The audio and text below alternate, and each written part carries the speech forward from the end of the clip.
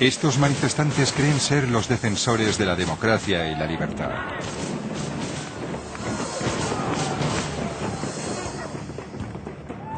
Durante la última década, millones de personas se han unido al movimiento antiglobalización para evitar la propagación del capitalismo global. Todos queremos un mundo mejor, libre de la pobreza y las injusticias, pero con buenas intenciones el mundo no será un lugar mejor. En este documental pretendo explicar por qué creo que el movimiento antiglobalización es ignorante y está peligrosamente equivocado.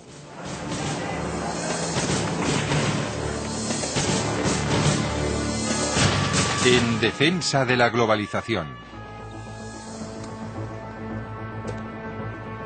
Los manifestantes sostienen que la globalización genera pobreza. Están equivocados. Todos los países eran pobres.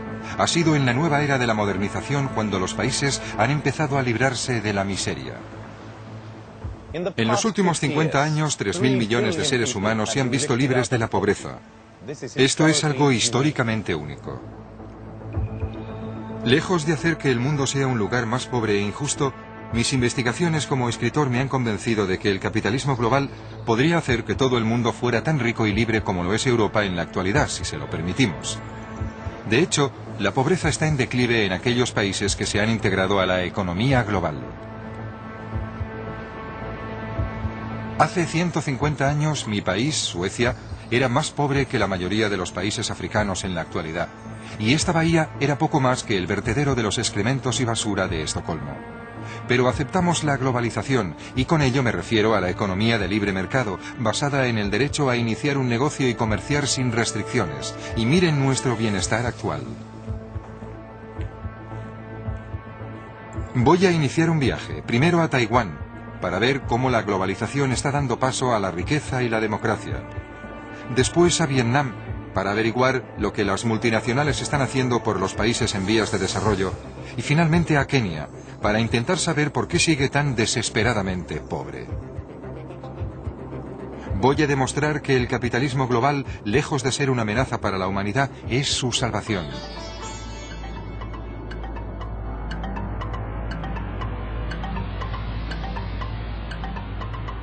Taipei, la capital de Taiwán.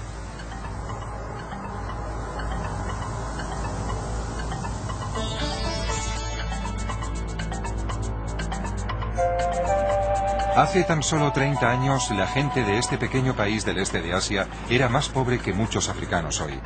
La malnutrición estaba ampliamente extendida y carecía de recursos naturales.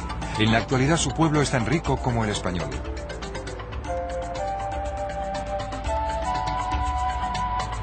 Las pruebas de la riqueza de Taiwán están por todas partes, y cada vez son más. A los 10 años de iniciar la modernización, los índices de pobreza de Taiwán se habían reducido en más de la mitad. En la actualidad, la pobreza absoluta es prácticamente inexistente aquí, y los salarios reales son 10 veces más altos que hace 40 años. Este milagro solo pudo ocurrir porque el país aceptó conscientemente el capitalismo global. Pero antes de que un país pueda hacerlo, debe practicar el capitalismo en casa, y el primer paso para ello es la reforma agraria.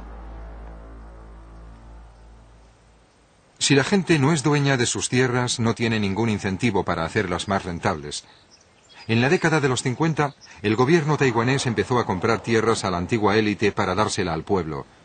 La productividad se incrementó rápidamente y Taiwán dispuso de provisiones de alimentos, liberando mano de obra para la industria. En otro tiempo esto era una granja rodeada de arrozales. Es donde vivía el señor Wang, y sigue viniendo para jugar al mahjong con sus amigos. El señor Wang es un claro ejemplo de cómo Taiwán se benefició de la reforma agraria. Sus padres eran granjeros pobres hasta que en 1968 el gobierno les dio las tierras. Una vez fueron suyas, el padre del señor Wang consideró que valía la pena construir una pequeña fábrica. En la actualidad el señor Wang es millonario. Convirtió la pequeña fábrica de su padre en una gran fábrica, en la que fabricaba esos juguetes baratos por los que Taiwán fue conocido en los 60. Su viaje desde sus orígenes rurales hasta el bienestar industrial refleja cómo se ha desarrollado Taiwán.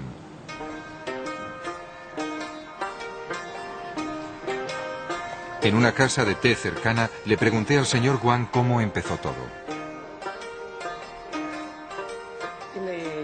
con juguetes como las muñecas Barbie, bloques de construcción para niños, artículos de deportes como monopatines, tijeras de acero inoxidable y plástico.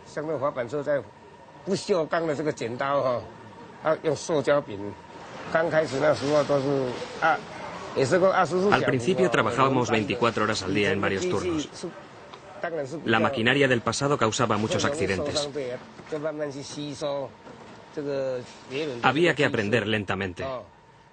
Por eso tengo los dedos así, porque desconocía su funcionamiento.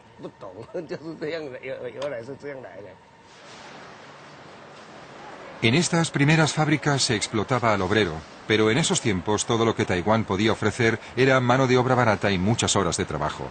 El señor Wang me contó que el fomento del gobierno de la industrialización durante los años 60 animó a sus padres a construir su pequeña fábrica. En esos tiempos, el entonces vicepresidente animaba a la gente a dedicarse a la industria manufacturera diciéndonos: tu casa es una fábrica y tu salón es una fábrica. Originariamente, cultivábamos la tierra. El campo que trabajábamos se lo había dado el gobierno a mi padre. Pero el gobierno se estaba reformando en esa época. Quería alentar a la pequeña y mediana empresa. El gobierno decidió a qué tierra se daría un uso industrial, lo que significaba que allí se podía construir una fábrica. A mi padre le dieron una oportunidad, y como es lógico, aprovechamos la tierra. Y ahora, nuestros hijos, que ya son mayores, y hacen lo mismo.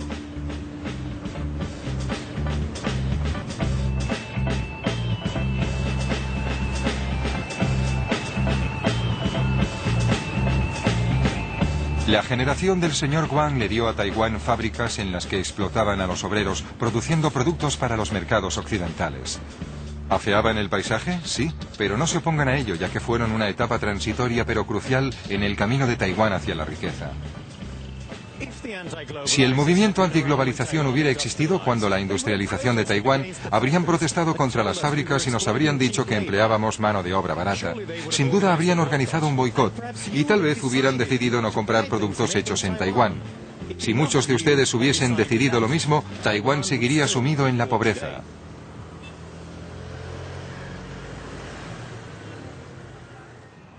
A medida que el señor Wang y su generación fueron triunfando, aparecieron más y más fábricas, lo que significaba un incremento en la demanda de mano de obra.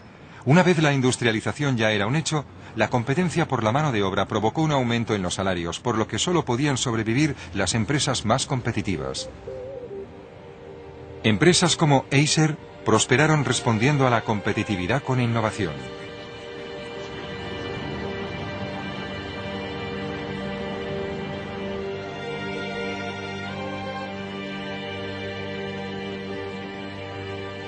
Stan Shi, director general ejecutivo de Acer, es conocido por haber inventado la primera calculadora de sobremesa de Taiwán y el primer bolígrafo reloj del mundo.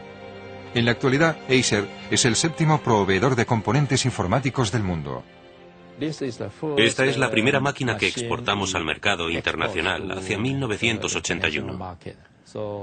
Formamos a unos 3.000 ingenieros en Taiwán basándose en este tipo de máquina. Por ello me siento muy feliz. Esto es genial.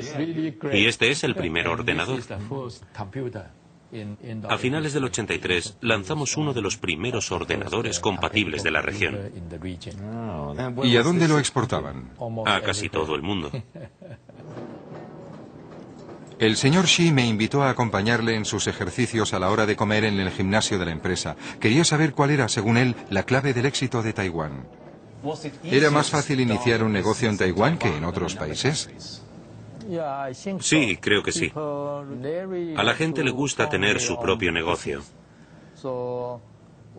En la ciudad se cuenta un chiste. De cada 6 personas que vea en la calle, una de ellas es presidente. Si una de cada 6 personas que ves en la calle es propietaria de una empresa, ¿se debe a que hay menos burocracia o restricciones que en otros países? Creo que sí. Las normas gubernamentales son razonables y mucha gente inicia un negocio sin conocerlas todas.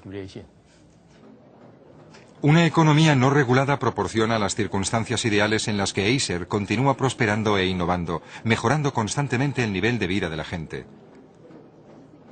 ¿Qué productos del futuro producirán?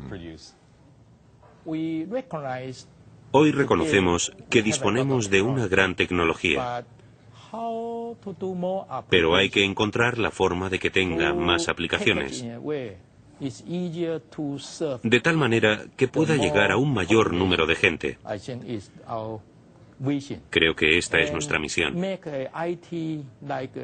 Y conseguir que la informática sea como oxígeno. No lo notas, pero es importante para la vida cotidiana. Por todo Taiwán, las familias reflejan el progreso del país. Los abuelos eran granjeros rurales, los padres obreros de fábricas y la generación actual bien pagados ingenieros informáticos y hombres de negocios.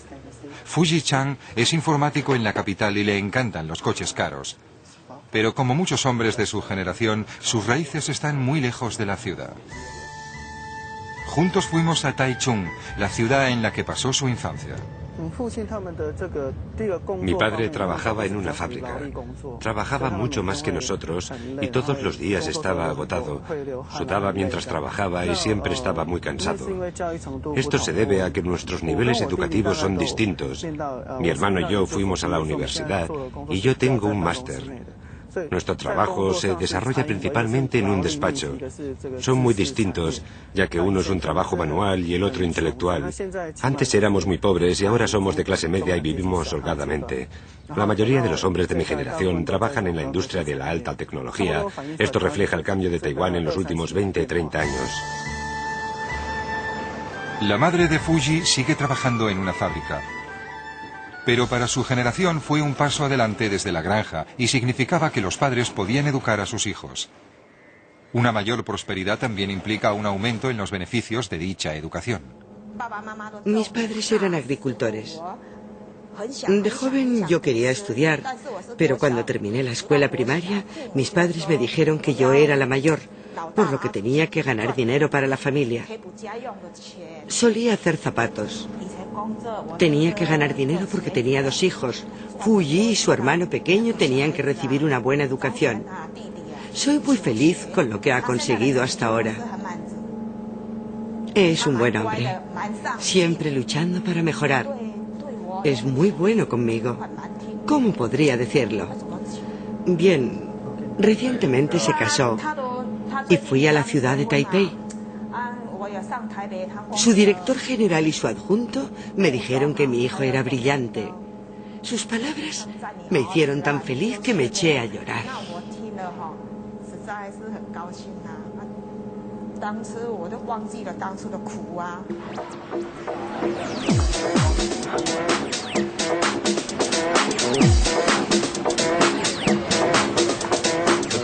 La generación anterior fabricó las cajas de cartón, la actual fabrica los productos y el software que va dentro.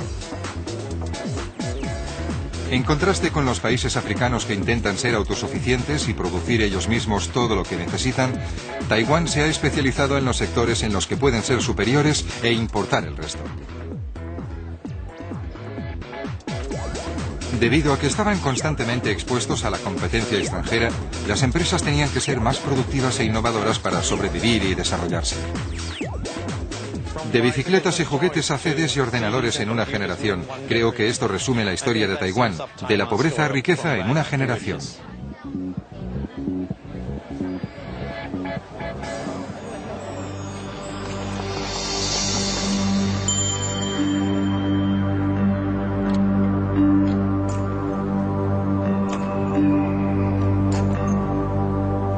La globalización proporciona riqueza a un país y esa riqueza propicia la aparición de la clase media interesada en la libertad económica y la democracia.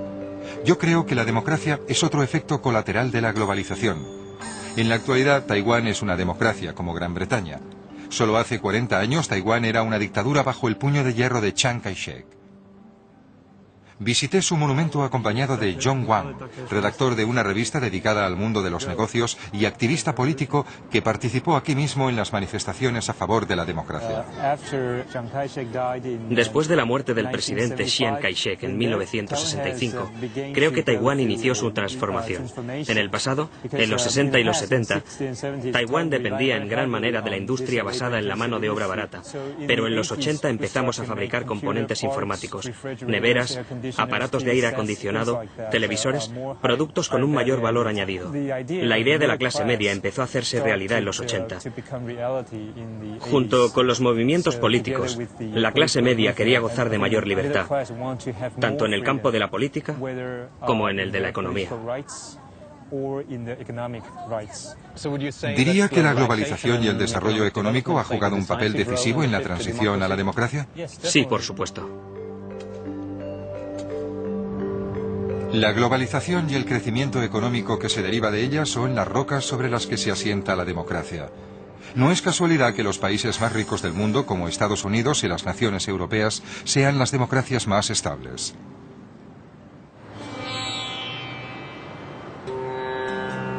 Los críticos de la globalización sostienen que este proceso de democratización es en realidad un proceso de americanización. Si la gente de otras culturas quiere beber café en Starbucks o comer en McDonald's, ¿por qué no puede hacerlo? Con demasiada frecuencia queremos que las culturas se mantengan congeladas e intactas para poder tratar a sus países como museos exóticos que visitamos por placer. ¿Pero no deberían tener los mismos derechos que nosotros? Además, McDonald's no es la única opción.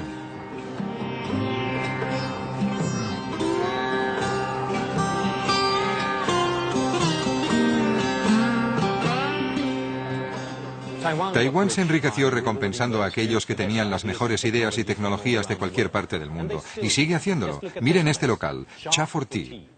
Se adueñaron del último concepto de Starbucks para que su propia tradición nacional de tomar el té fuera popular y moderna. Y su expansión les lleva a abrir nuevas casas de té en Estados Unidos y Japón. La globalización lleva riqueza y libertad a todos, pero el movimiento antiglobalización sostiene que la recompensa solo es para las peligrosamente poderosas multinacionales.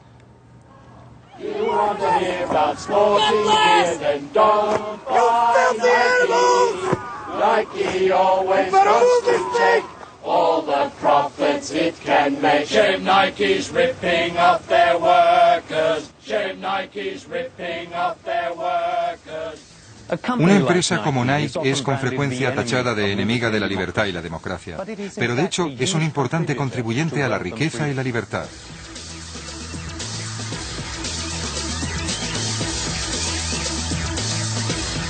A continuación viajaré a Vietnam para comprobar si Nike hace lo correcto.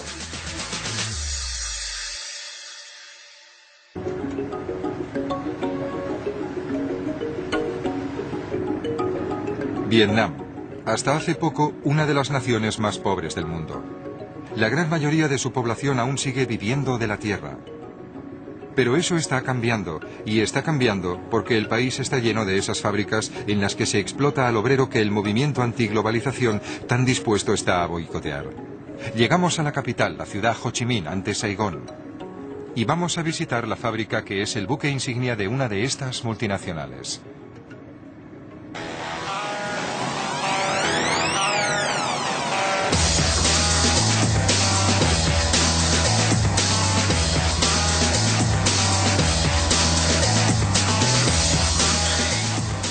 Digan Nike a un militante de la antiglobalización y dirá explotación del obrero. Claro que yo no querría trabajar en una de estas fábricas, pero nunca he dicho que la globalización sea un camino de rosas. Lo que la globalización hace es producir beneficios a largo plazo que los manifestantes siguen ignorando.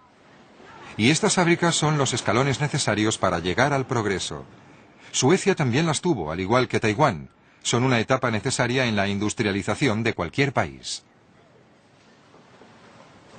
El director general de la fábrica, Lalit Monteiro, me la enseña. Lo que muchos manifestantes olvidan es que las empresas multinacionales están constituidas por seres humanos que se sienten orgullosos de trabajar para una empresa y quieren hacer lo correcto. Y nuestros empleados se lo toman muy en serio. Cuando la gente se manifiesta contra la marca, creemos que tenemos la responsabilidad, no solo desde un punto de vista ético, de investigar si hay algo de verdad en dichas alegaciones, pero también porque nuestra marca es uno de nuestros activos. Por ejemplo, Nike, por norma, no emplea en ninguna de sus fábricas a nadie de menos de 18 años para las zapatillas y 16 para la ropa.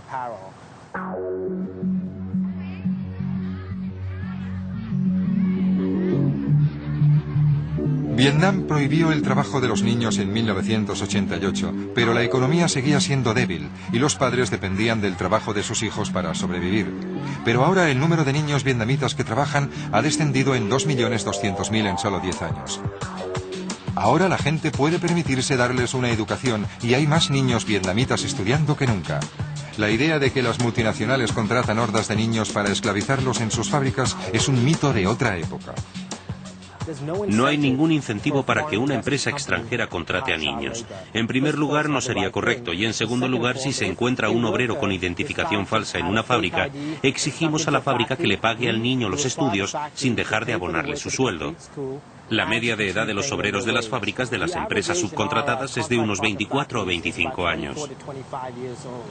Supongo que trabajarán aquí por unos salarios muy bajos.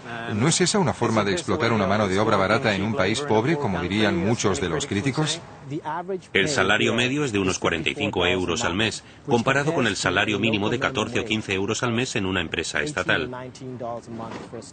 Además, si se compara con el sueldo de un médico o un maestro, no son tan bajos. Muchos de estos obreros proceden de una economía basada en la agricultura y tienen la oportunidad de, en vez de trabajar de 10 a 14 horas al día en el campo, trabajar en un ambiente limpio, seguro, que les paga regularmente, en el que disfrutan de comida gratis o subvencionada y donde se invierte para el futuro en formación y educación. Pero Nike no paga más a sus obreros porque sea generosa, sino porque la multinacional trae maquinaria extranjera, nuevas ideas en dirección, un mercado más grande y educación para sus obreros. Estos activos son los que hacen que una multinacional sea tan productiva, con lo que puede pagar unos salarios más altos. En la cantina hablé con algunas de las obreras durante la hora de comer. Tenía previsto emigrar a Corea, así que me tomé un descanso. Pasados 2 años decidí volver a la fábrica porque la empresa es buena y produce productos de gran calidad. La dirección también es muy buena, por lo que decidí quedarme.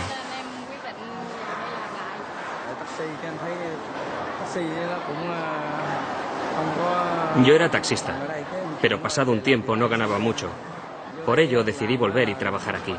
Mi esposa trabaja en el departamento de corte y su salario es más alto que el mío. De hecho, Chi gana 3 veces más que su marido porque ocupa el puesto de encargada. Más tarde fui a visitar a Chi a su casa.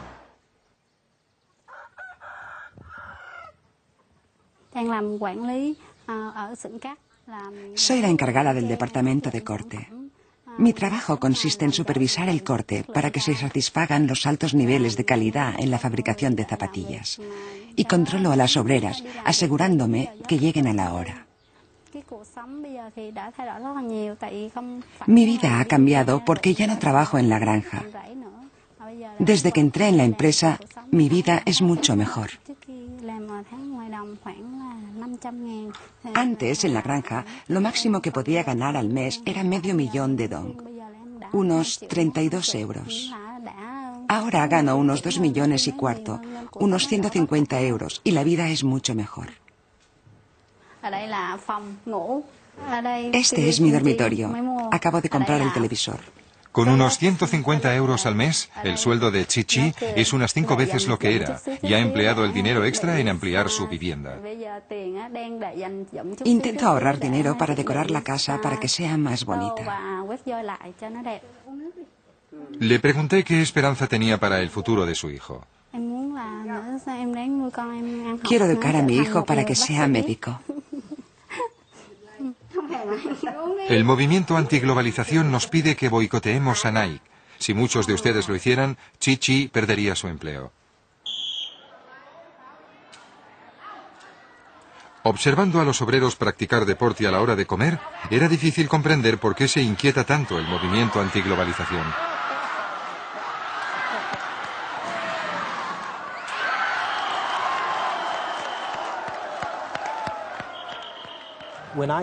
Cuando me reúno con la comunidad local siempre me hacen dos preguntas. Una es, ¿cuándo van a abrir nuevas fábricas para así tener más puestos de trabajo? Y la otra, ¿podría proporcionarle a un pariente, a un amigo, un empleo en una de sus fábricas? En Vietnam hay una gran demanda de estos empleos y lo que vemos ahora es a obreros de otras zonas del país emigrando al sur para conseguir empleos como estos. Yo no era el único que estaba visitando la fábrica. Mientras yo hablaba con Lalit, el señor Kiet, propietario de una pequeña fábrica local, también la visitaba. Doris Bungak, Relaciones Públicas, se la estaba mostrando. Este es un mini parque. Lo creamos para nuestros obreros. ¿No piensan utilizar el terreno para ampliar la fábrica? No, no. Es para que nuestros obreros se queden y se relajen durante sus descansos. Esto es una forma de expresar nuestra gratitud a nuestros obreros. Entiendo. Otra de las cosas que intentamos hacer es abrir nuestras puertas a los visitantes para que vean por sí mismos lo que hemos estado haciendo.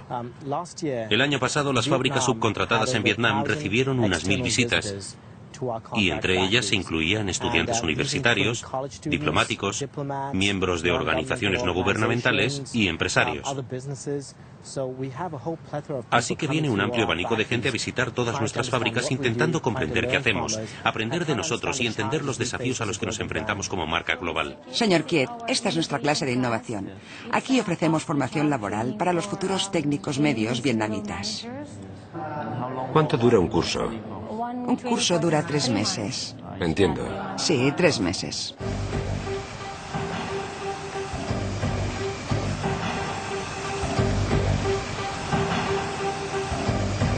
Más tarde fui a ver al señor Kiet.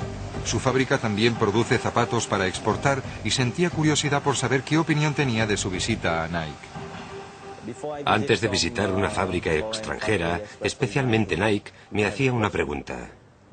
¿Por qué las fábricas extranjeras trabajan bien y pueden ofrecer mucho más?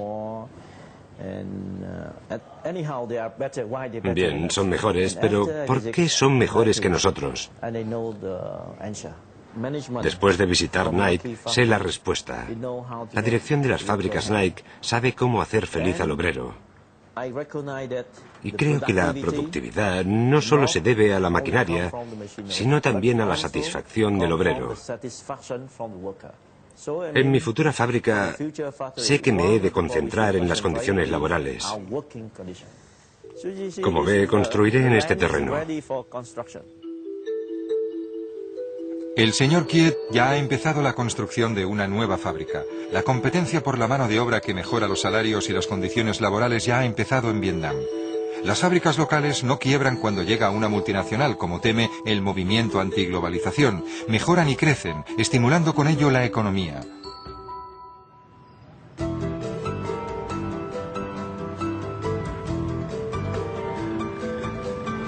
Y Nike beneficia a la comunidad de muchas otras formas. Hace tan solo un par de años no había nada en la carretera que rodea la fábrica Nike. Miren todos estos comercios cercanos a la fábrica. Todo esto eran arrozales. Nike también concede microcréditos a los locales que quieren empezar un pequeño negocio. Fui a ver a Tiyen y a su madre, Chi-Han. Con la ayuda de Nike han abierto un negocio de fabricación de papel de arroz. Les va muy bien. Es posible que debido a los manifestantes, Nike vaya con mayor cuidado que la mayoría de las multinacionales. Pero por regla general, las multinacionales estadounidenses pagan 8 veces más que el salario medio de los países menos desarrollados. Algunos críticos pueden decir, sí, bien, tal vez la presencia de Nike y las inversiones extranjeras puedan crear desarrollo económico a corto plazo. Pero los salarios se incrementarán y llegará el punto en que se irán a otros países con salarios bajos, como China. ¿Y qué ocurrirá entonces en Vietnam? Yo les diría a los críticos un par de cosas. La primera, que Nike lleva más de 20 años en países como Tailandia e Indonesia. Los salarios en esos países, en Tailandia por ejemplo, son el doble que en Vietnam. Lo que ocurre es que con el tiempo, la productividad se va incrementando. Y resulta que los obreros producen más a medida que suben los salarios. Esperamos que lo mismo ocurra en Vietnam, que los salarios suban, pero también seguir aquí mucho tiempo.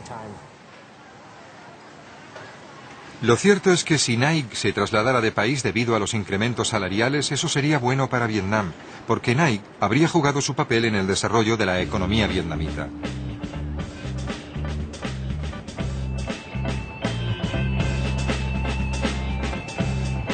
El movimiento antiglobalización tiene visiones espeluznantes de vastas multinacionales gobernando el mundo a despecho de lo que la gente piense o quiera. Pero lo grande es hermoso. Lo que debemos temer no es al tamaño, sino al monopolio.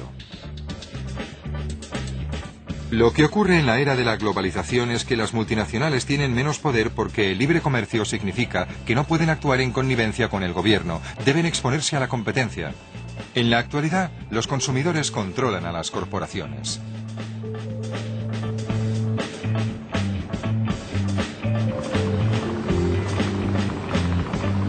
Y son las odiadas corporaciones multinacionales y sus fábricas de explotación laboral las que ayudan a Vietnam a enriquecerse. En solo 15 años, la economía vietnamita se ha duplicado y el número de gente que vive en absoluta pobreza es de la mitad.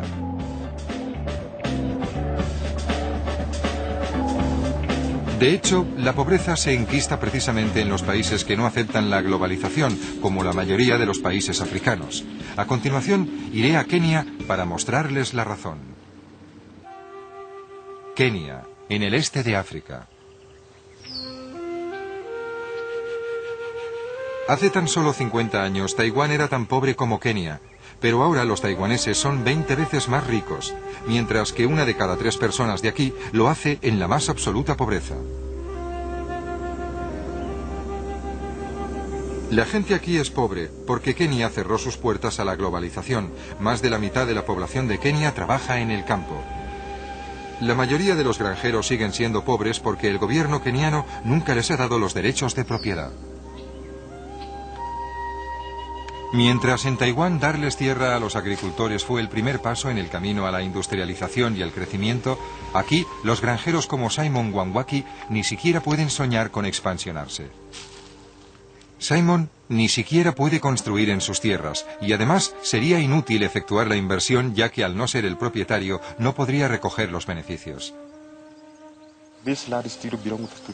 Esta tierra sigue siendo del gobierno. Yo la cultivo durante un corto periodo de tiempo. A pesar de que la cultives tú, sigue siendo del gobierno. Así que seguimos igual. Luchamos para sobrevivir hoy y mañana. ¿Nunca tendrá los derechos de propiedad? Nunca consigues los derechos de propiedad, nunca. ¿Cómo cree que cambiaría la agricultura en Kenia si todos tuvieran derechos de propiedad? Si nos permitieran hacerlo, Kenia sería un país muy próspero. Pero Kenia no es un país próspero, obstaculizado por la propia burocracia y por las restricciones a las exportaciones. Kibera es un suburbio de Chabolas pegado a la capital, Nairobi.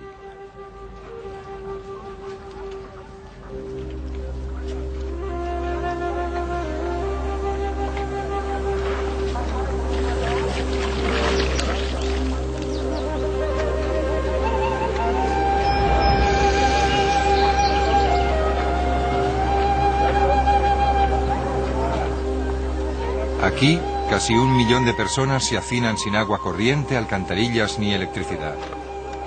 Hay muchos empresarios, pero por mucho que trabajen siguen siendo pobres. ¿Por qué no prosperan sus negocios? De nuevo se trata de la tierra. Nadie es propietario de su parcela. ¿Qué crees que cambiaría en su vida si tuviera el derecho de propiedad de esta tienda y de la tierra? Si pudiera conseguir un crédito para iniciar un negocio como los demás, haría que funcionara. ¿Podría conseguir ayuda de...? No puedes conseguir ninguna ayuda. Sería un gran problema. Si no eres el propietario de tus tierras, no puedes crecer ni pedir un crédito. Además, los comerciantes deben comprar una licencia. Según el Banco Mundial, se requieren 11 trámites, 68 días y los ingresos de medio año para conseguir una. No es de sorprender que la mitad de los kenianos trabajen en el mercado negro. Lo que ello demuestra es que Kenia no puede crecer. Dadas las barreras a las que se enfrentan, ninguno de ellos puede crear un negocio, por lo que no puede arraigar el capitalismo. Si no tienes dinero, el gobierno no te dará una licencia. Tienes que darles dinero y luego te dan la licencia. Pero ese dinero lo necesitas para construir un techo sobre tu cabeza y otras cosas. Todo depende del dinero. Si yo tuviera una licencia, podría construir, comprar cajas. ¿Ve este polvo? Si pudiera comprar cajas, vendería samosas hasta la noche. No se puede conseguir dinero para un negocio como este si no tienes medios. Es difícil comprar máquinas como esta si no tienes dinero. Si tuviera dinero para un negocio, abriría mi propia barbería.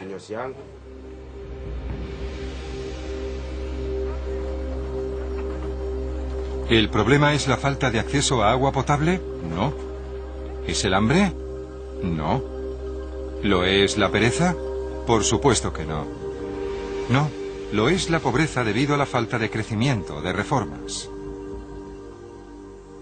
Todos los demás son síntomas de lo mismo. De hecho, incluso los mayores horrores, hambruna y guerra, tienen causas políticas.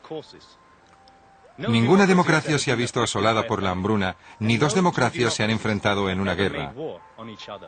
África se ha visto sometida al socialismo, las leyes de las bandas y el proteccionismo. África no ha sido globalizada, ha sido marginada.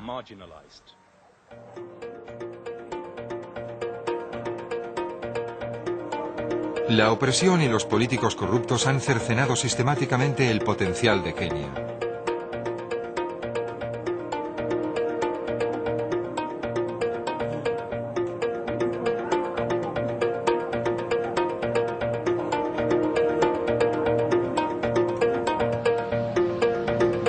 Pero hay señales de cambio.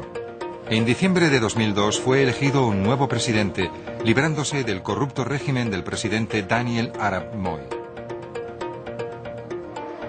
El nuevo gobierno ha creado nuevas esperanzas y el sentir del país es boyante.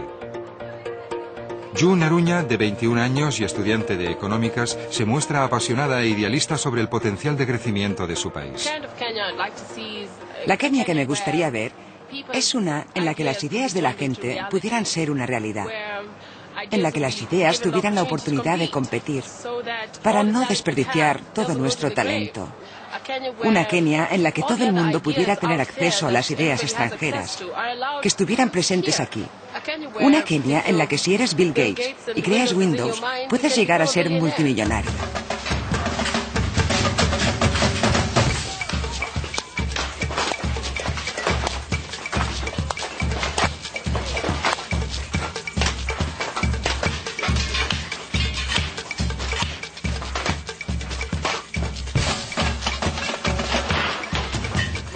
Este es un mercado al aire libre en las afueras de Nairobi, conocido como Jua Kali, que en suajili significa bajo el feroz sol. Toda clase de productos, desde ollas y sartenes hasta tapacubos, baúles y juguetes, son fabricados con chatarra. Es evidente que la gente tiene tanto talento, está tan motivada y es tan trabajadora como los taiwaneses o los vietnamitas. Pero, ¿qué multinacional querría montar un negocio y contratar a esta gente en un ambiente empresarial tan hostil? Estos negocios están condenados a seguir siendo ilegales y a pequeña escala. Por ahora, el sueño de Jun de Kenia sigue siendo una utopía.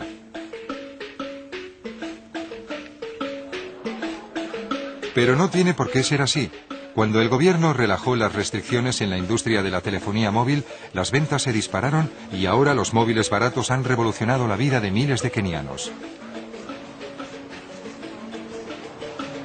La industria de la telefonía móvil está en plena expansión y muchos kenianos que no pueden permitirse los caros teléfonos fijos ahora tienen su propio móvil. Solo podíamos ir a visitar a mi abuelo una vez al año, porque vive muy lejos. Mi madre tenía que ahorrar todo el año para poder llevar a toda la familia a verle. Y está muy enfermo. Pero con la llegada del móvil pudo comprar uno muy barato, dárselo y ahora podemos llamarle cuando queremos.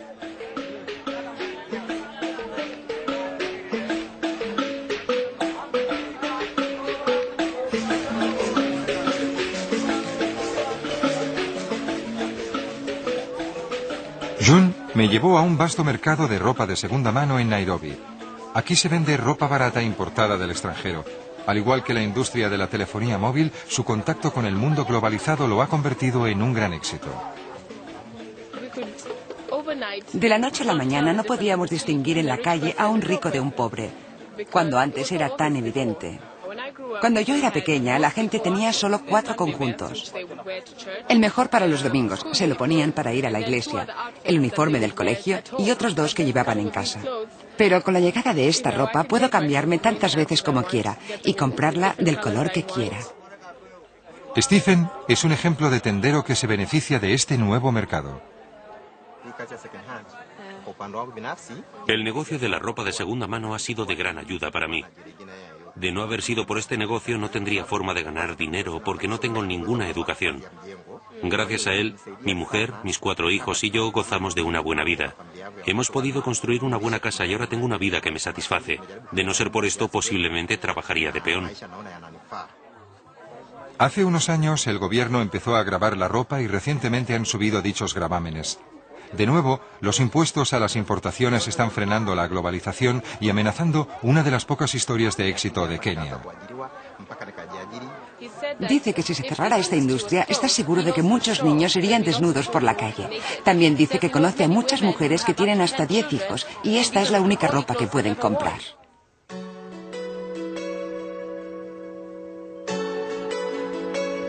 Aun en el caso de que Kenia se deshiciera de todas sus restricciones, seguiría existiendo una gran barrera a la prosperidad que la globalización podría proporcionarle. Los países ricos han impuesto elevados impuestos a casi todos los productos agrícolas que Kenia podría exportarles, con la excepción de algunas verduras y flores. En el caso de las flores, la Unión Europea acordó mantener bajos los gravámenes a la importación de flores de Kenia. El resultado, Kenia se ha convertido en el primer exportador de flores cortadas a Europa. Actualmente las vendemos principalmente a la Unión Europea, es decir, Holanda, Alemania, Suecia, Suiza y también al Reino Unido. También vendemos a los Emiratos Árabes y a Estados Unidos. Jane es la directora de exportaciones. Le pregunté qué pasaría si la Unión Europea dejara de aplicar tarifas muy bajas a la industria de las flores. Significaría que los cultivadores desaparecerían. Sería un desastre para la industria, porque ahora los márgenes de beneficio son muy pequeños y esos márgenes los conseguimos gracias a los bajos gravámenes. Eso significaría que si se subieran los impuestos, los cultivadores tendrían que cerrar y el impacto social sería terrible. La Unión Europea redujo los impuestos sobre las flores. ¿Qué ocurriría si redujeran o abolieran los impuestos sobre los otros productos y permitieran su entrada en la Unión Europea? Eso le iría muy bien a la economía de Kenia. Pero a Kenia no le va bien, a despecho de estas historias aisladas. Creo que ello se debe en parte a que lo que estamos haciendo en la actualidad es aún peor que no importar productos agrícolas de Kenia. La Unión Europea protege a sus agricultores con subsidios a sus productos para exportarlos a países como Kenia. ¿El resultado? Agricultores como Peter Mwangi, que antes vivían bien, en la actualidad están sufriendo. De hecho, en los últimos años, Peter ha tenido que dejar de cultivar grandes parcelas de sus tierras. Mucha gente en Europa cree que están ayudando a un país como Kenia cuando con los impuestos de sus ciudadanos se dan subsidios al trigo, etcétera, que llega a Kenia. ¿Qué les dirían? No, no nos están ayudando, porque nos traen trigo cuando no lo necesitamos. Deberían traerlo cuando se lo pedimos, en épocas de sequía. Tal vez deberían llevarlo a países como Etiopía o Somalia, donde no cultivan trigo. Pero cuando lo necesitamos, entonces podrían traerlo. Pero no cuando lo estamos recolectando o cuando la cosecha ha sido abundante. ¿Puede imaginarlo? Yo tengo una cosecha y alguien trae trigo de fuera del país. Y yo quiero recolectar el mío, pero nadie me lo compra. No es justo. La Unión Europea da subsidios a nuestras exportaciones de granos y los granjeros como Peter sufren. Luego, cuando dentro de unos años las cosechas sean malas, les enviamos más trigo como ayuda. Los kenianos son buenos cultivando cereales y criando ganado, no necesitan ayuda, necesitan la oportunidad de poder competir. Cuando los países ricos abandonan el proteccionismo se incrementan los beneficios, pero con frecuencia la Unión Europea se niega a abrir sus puertas a la competencia extranjera. Con los aranceles no dejamos entrar los productos, con los subsidios destruimos sus mercados. Gastamos la mitad del presupuesto de la Unión Europea en los agricultores, la política agrícola comunitaria. Gastamos tanto dinero en la agricultura que cada una de nuestras 20 millones de vacas podría dar la vuelta al mundo todos los años. ¿Cómo pueden competir con eso los ganaderos kenianos? Pero si permitiéramos las exportaciones kenianas y Kenia se liberara de sus restricciones y burocracia, podría competir seriamente con nosotros.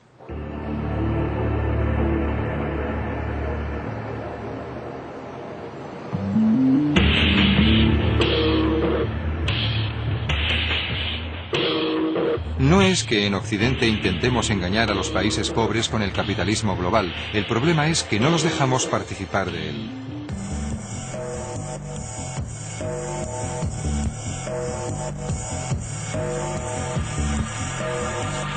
Los dos sectores en los que los países más pobres podrían competir y con ello enriquecerse son el agrícola y el textil.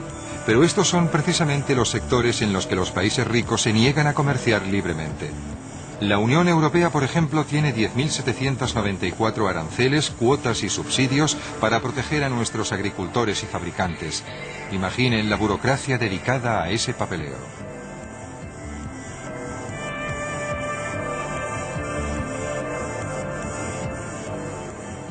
Hace tiempo nosotros nos libramos de la pobreza porque nos globalizamos. Producíamos y comerciábamos libremente. Ahora que ya somos ricos, les negamos esas mismas oportunidades a los países pobres. Si suspendiéramos nuestros subsidios y aranceles, podríamos reducir la pobreza de África. Naciones Unidas ha calculado que si lo hiciéramos, los países en vías de desarrollo podrían obtener unos beneficios de 665.000 millones de euros al año solo con las exportaciones, 14 veces más de lo que reciben en ayudas en la actualidad. Nuestro mundo no está demasiado globalizado, de hecho está poco globalizado. Donde quiera que se hayan abierto las puertas hemos visto resultados asombrosos. Por consiguiente, uno de los peores enemigos en la actualidad de los países pobres es el movimiento antiglobalización. Está alentando a la Unión Europea y a Estados Unidos para que impongan más y no menos restricciones. Esa gente está equivocada y es muy peligrosa.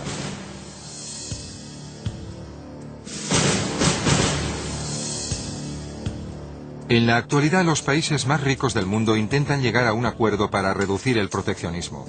Si esto ocurriera, sería más fácil para los países pobres comerciar y así abrirse camino hacia la prosperidad. Pero el movimiento antiglobalización, por muy buenas que sean sus intenciones, ha dado a nuestros gobiernos una excusa para no seguir adelante con las reformas. Hoy todos tenemos que tomar una decisión. ¿Exigimos a nuestros gobiernos que tomen medidas contra la globalización o nos manifestamos contra las barreras a la globalización que aún siguen existiendo? La pobreza del mundo no es inevitable. El capitalismo global podría poner fin a dicha pobreza. Así lo ha demostrado donde ha tenido oportunidad, en Europa, en Norteamérica y en el este de Asia. El tema a debatir en cuanto a la globalización es si los excluidos del mundo van a tener la misma oportunidad.